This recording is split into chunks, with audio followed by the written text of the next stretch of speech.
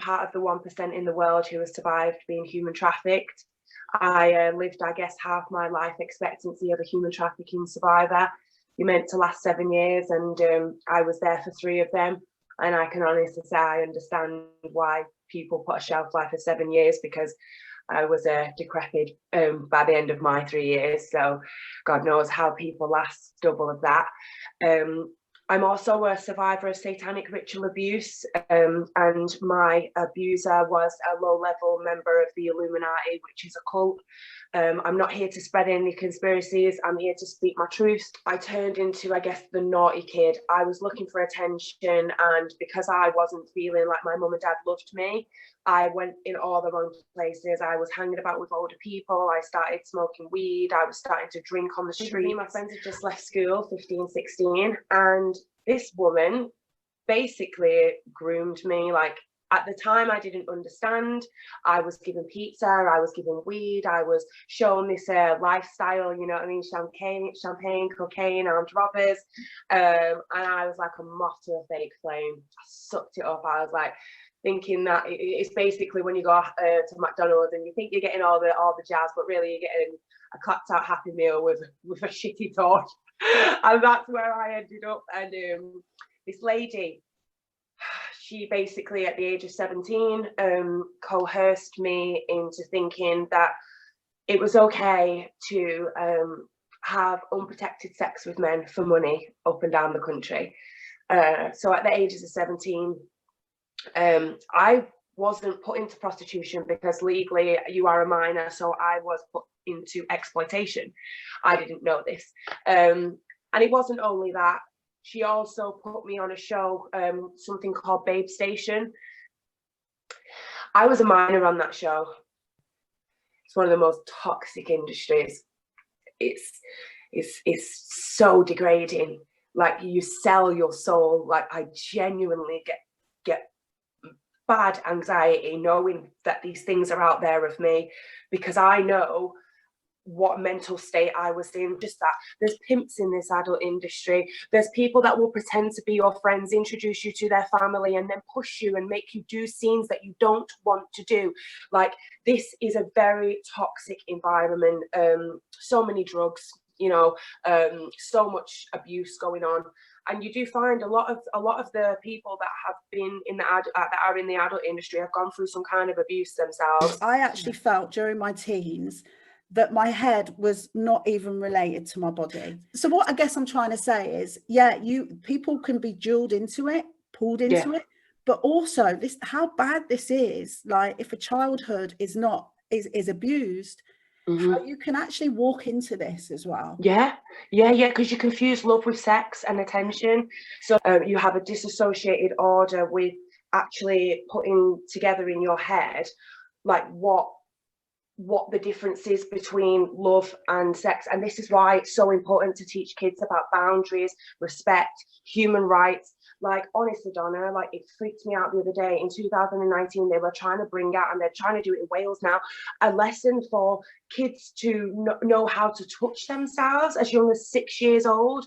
Listen, this is where we step into this, and we have to expose that, because this isn't common knowledge, you know, babe. Like, people don't know about this stuff, and the things we're going to talk about today, when we go into the SRA stuff, it's going to blow some people's socks off, because it's not talked about. And if it's not a mainstream narrative, you have to question why.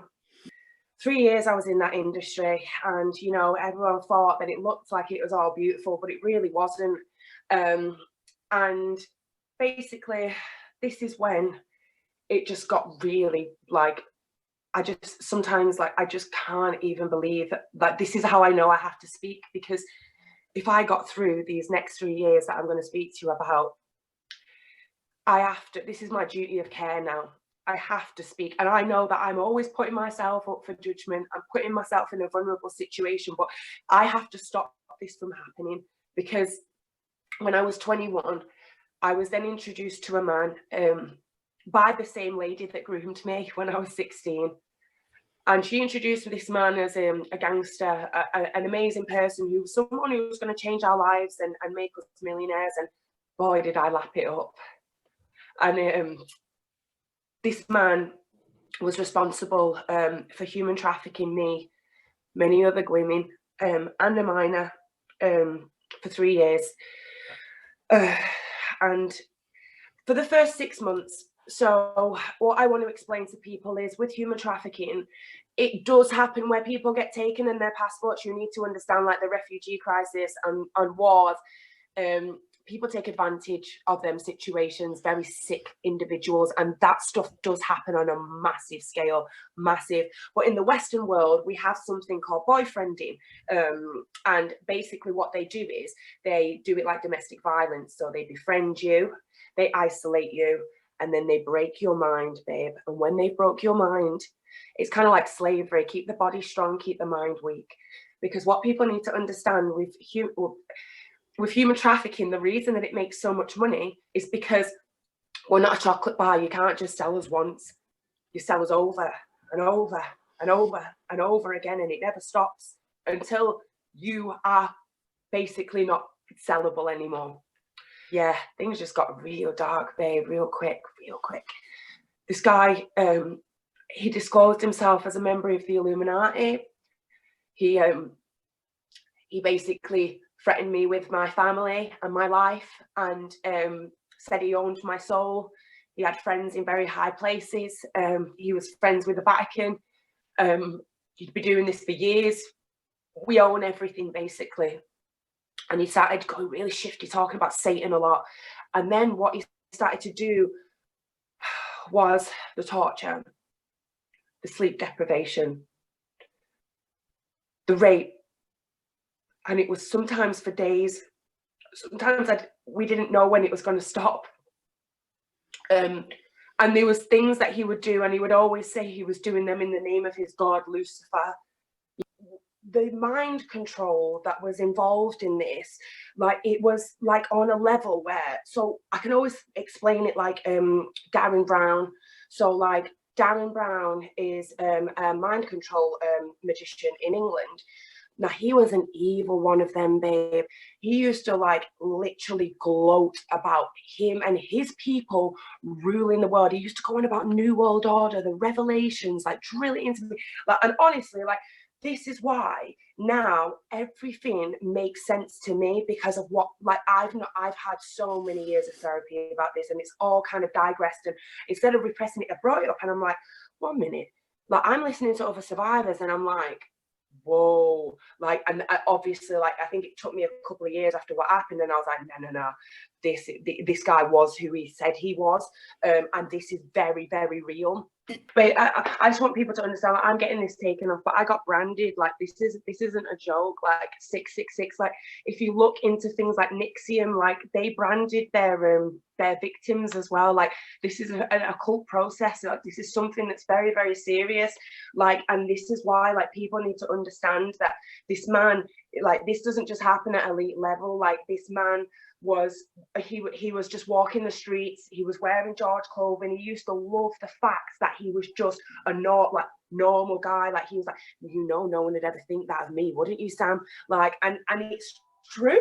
Like, you wouldn't look at him and think that he would do these types of things, because what does a paedophile look like? What does a human trafficker look like? What does a predator look like? I'm going against the grain. My girl was that was a grooming person. That was a girl. They come in different forms. It knows no race, no color, no gender, no sexuality.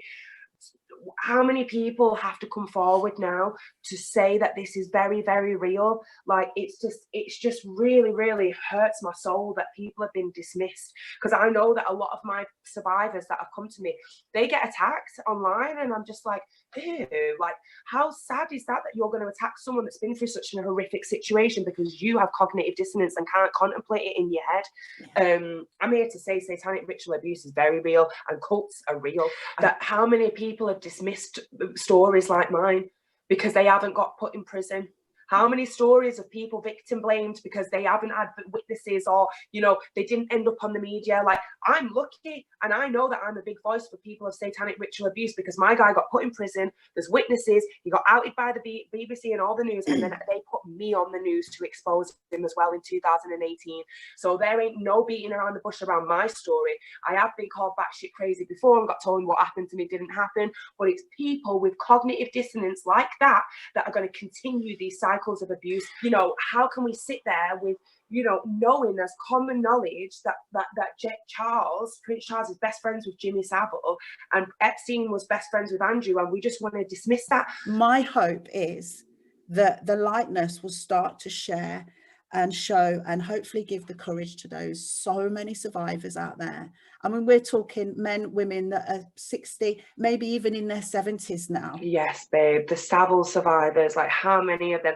And it's not just that, babe, like it's like people need to understand, like this, the reason a lot of people carry this and they don't ever speak is because it happens in families, babe. People are taking videos of their kids to put explicit shit online. Like, I know a lot of people. Now for me, like, you know, my heart goes out to anyone that's lost their life, but when I'm speaking to people, like C19 is hardly as common as child abuse, babe. Like child abuse and the way that people have been through these things, and because of the way society makes you feel the shame and guilt, because no one's speaking about it, no one, like, you know, kind of wants to address that narrative. But like, I'm here to say, like, listen, wear your scars with pride. Like, you are not a victim, like you are a survivor, and this society will make you, push you down to repress all of that light, to make you think that what you went through was your fault, and it wasn't. None of it was your fault. These perpetrators are served in this society. Like, I'm not being funny, but being told that a paedophile has mental health issues, who's touched a kid, I get mad, babe, and I am just like, you dare do that when that kid, they're going to end up with mental health.